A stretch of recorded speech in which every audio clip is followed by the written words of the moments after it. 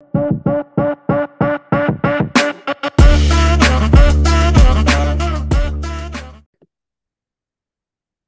are your thoughts as you look ahead to the upcoming season?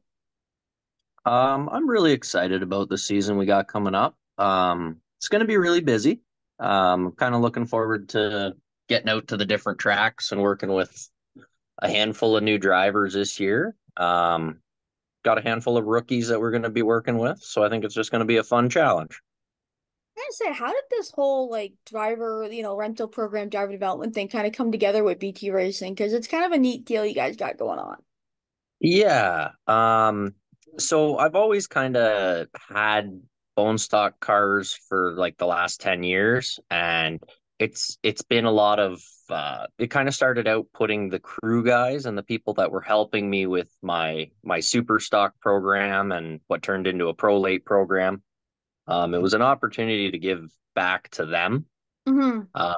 So I've always kind of had people in cars, and I've kind of done that for quite a while, and then in the last about 3 or 4 years, I've tried to shift more towards the focus of bringing in new to the sport drivers, Yeah. or trying to catch some of the younger talent as they kind of come out of the junior late models, micro sprints, go-karts, anything like that, and just to try and keep them out racing, move them into a full-size car, and hopefully just grow the class and the sport that way.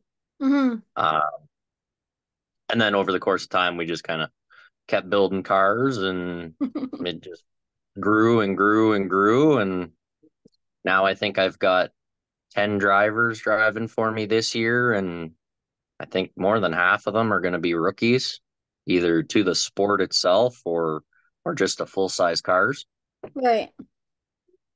Which I mean, it's pretty neat to see in that because it's always good to have that new blood coming in. Yeah. So that's, you never know where your next APC superstar is going to come from. So, I mean, you like to think it's going to come from the junior late models and the kids that we're seeing now, but I mean, some of those guys still got 10 years or a little bit before they're into something like an APC car or a super stock or something up in the top ranks. Yeah. So with the schedule you've got, I mean, 10 different drivers throughout the year and that it's a full slate and that all the way from May to October. What's got you most excited about the schedule to come? Um, I'm really excited for the Sobble schedule. They've brought back bone stocks this year, which I think is going to be really good for the track. I think they've got a good base car count up in that area, and I think it was a good move. I'm really Mhm. excited to see how that goes. Plus, they've got 11 races from June until September 1st, so it's busy, but I think it's well put together, so I'm looking forward to that. I'm looking forward to I'm going to be able to do a handful of races on dirt at Oshweeken, which is Nice. going to be kind of completely new for me as a driver. Um, and then I noticed Southern Ontario Motor Speedway released their schedule, and they have a race that I'm going to try and take that dirt mini stock to. Um, so yeah, I'm just kind of looking forward to getting out at a handful of different tracks this year, and it should be a fun summer. Obviously, you already kicked off your season in a way by making that trip to Florida. How was New Smyrna? It was incredible. Uh, it's an interesting track. There's parts of it that definitely remind me of some of the stuff that I've driven on up in Ontario. Um, it's got a lot of character to it. So Mhm. just being on the track surface and knowing the history of the event and the World Series stuff, it was really cool to just go down, be a part of it. I really get why people love kicking it off in February. I got back from Florida, and then I've just kind of been itching to get back on track ever since. Right. So, obviously, if you were to go back again another year, what do you feel that you may do differently in that? Um, so going down there the first time, I kind of knew what I was taking down with me. Um, and I knew I'm not much of a bracket racer. I don't have a lot Right. of experience with it. I had an idea of what might work time and speed wise. Um, and and then I had the option to spend about $1,000 on wheels and tires to run what I probably should have taken. Um, so I'm going to change up the wheel and tire package that I take. Um, and then I talked with quite a few of the guys down there. They've got a few people down there that are really pushing to try and do like a straight up race without the time bracket. Right. Um, if they do go down, like if they do that, I'd probably have to step up a few more things when we go down. But I definitely think it'd be a little more of an actual race to go down there and not have to lift. And I have a feeling that Wade would have been spot on the first night if we didn't have a lap time. Like Yeah. I think we just kind of would have flown away with that one.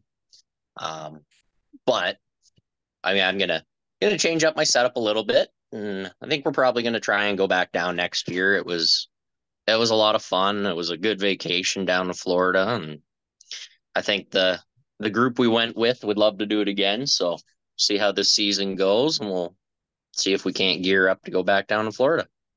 I mean, right on. I mean, it was awesome to see like Wade run up front that second night, right in that middle, that thick of that battle. So getting both of you guys up front would be awesome to see. Yeah, I didn't quite take a car that I had enough speed to run the breakout time, but I didn't have enough speed to get up and pass cars and then Hmm. jam the brakes at the start finish line. And so I had fun. It was a really interesting track to be at. It's a really fun event to be a part of. Hmm. Uh I don't envy those promoters. That's a really busy 9 days. Yeah. Everybody I dealt with was great to deal with. They were really accommodating for the new people that had no idea what they were doing there. So how did you get started in racing? I got my start a year after my brother Joe in the junior late model program at Delaware.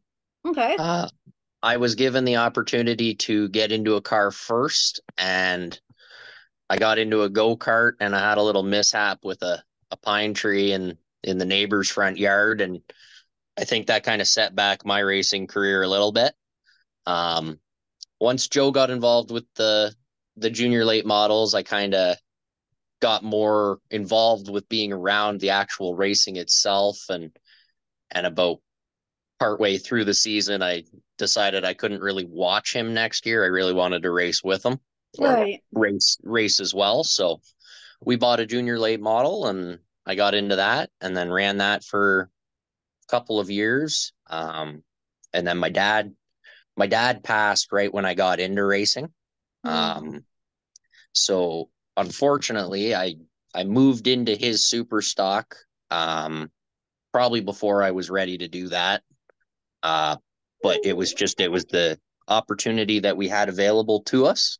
Right. Um, so I ran super stock for probably 10 years. Um, had some success with that. Just it's a tough program to run, and a lot of my crew guys and stuff like that started having families and living their lives. So I kind of got involved with bone stocks uh, pretty heavily. Like I built my one of my first cars about 10 years ago, just to get back out on the racetrack after I blew my super stock motor up. Yeah. And then it just kind of I kept building on it. The class changed, and then right as I tried Pro Late Model in 2019, and I was gung ho to do a full season again in 2020 when the pandemic hit, and that kind of kiboshed my Pro Late Model idea because I couldn't afford to travel on tour, and Delaware didn't run in 2020. Yeah. So that's kind of when I started just taking all the bone stocks to the track and got involved with a bunch of those people that run in that series, and we just kept kind of building off of that. So I've been pretty much dedicated bone stocks for the last 5 years. So you talk about like starting off in junior lates, and we talked at the beginning, a lot of kids start there. So what's the biggest thing you learned from being in the junior lates that you feel has been beneficial, like in a year since in your racing career? I want to give credit to the Delaware Speedway Junior Racing Program, um, because back when I first started, the people involved with that program, there's a school portion that Okay. counted towards our points. So we would have on track racing that counted for half of our points or a majority of it. And Hmm. then there would be a classroom portion that was responsible for another chunk of our points as well. So what they did with the school portion is they'd have lessons after the races. So they'd cover things like flags, starting procedures, lineups, general basic setups that apply to those cars, terminology of the parts. They'd have like an engine breakdown, just that sort of stuff that really made it a lot more hands-on. Because Right. if you wanted to do well in a full year race, you had to be good not just on track, but you had to actually put the time in and learn about your car. You had to know about the procedures. You had to. So a lot of people came out of that very well versed, I feel. Hmm. Um, that program has kind of changed over the years, unfortunately. Um, and I've kind of found that there isn't necessarily that building step the Yeah. way it was when I was in it. Um, so that was what I took from it. Right now it's a really good program. Like I'm really glad that to see what it's got a lot of support recently. So a lot of these junior late model racers are getting big stage races. They're getting great exposure. Um, which is fantastic so that our next generation of racers coming up has a platform that they can keep working with. Yeah. Um, but we find sometimes that it's tougher for new people to just get into the sport, get involved. Um, if you really don't know somebody in racing, it's tough to go from the fan side to on track. Yeah. Um, Without having that classroom aspect like you had back when you were doing it. yeah, and so my hope is that the bone stock program stays kind of where it is. And I've had a few new people join, and I'm trying to get as much information from them as I can. So when people ask what goes into getting into this bone stock class, or somebody sitting there watching says, I want to go out racing next year, then at least you have a general idea of what goes into it and what you need to do. And Yeah. Absolutely. No, absolutely. I mean, I actually didn't know that about the old Delaware program, like and how they did the school part and that. So that's actually kind of a little neat tidbit in that. yeah, like when I first started, some of the like my teacher, the very first year I started was Jim Patrick. Okay. So you're learning from these racers that, well, when you're a kid you don't realize, but you come to find out they're actually really big name drivers, and and those are the people that you really want to be learning from. Yeah, no, for sure. Who would you Wow. consider your racing hero? I was always a I was always a fan of my dad. Um, there's a lot of uh I don't know if I necessarily have like a local racing hero. I have a lot of people that I do really admire Right. for what they've done racing wise. Um, this year, I'm going to be working with Paul Fothergill. He's a guy that when I first started out taught me a lot of stuff. So I'm Right. really looking forward to kind of working with a driver that has that kind of experience. Um, I I mean, there's big names like I grew up watching guys like Steve Robley and some of those guys. So it's always really cool uh to to see and meet those people at the track and stuff like that. Right. Um, but yeah, as far as like a racing hero, I'm a big fan of some of the older late model drivers that are still kicking around the track, guys that you can go talk to. I think it's really cool, any driver that sticks around after they've done driving. Yeah, like gives back to the sport. Yeah.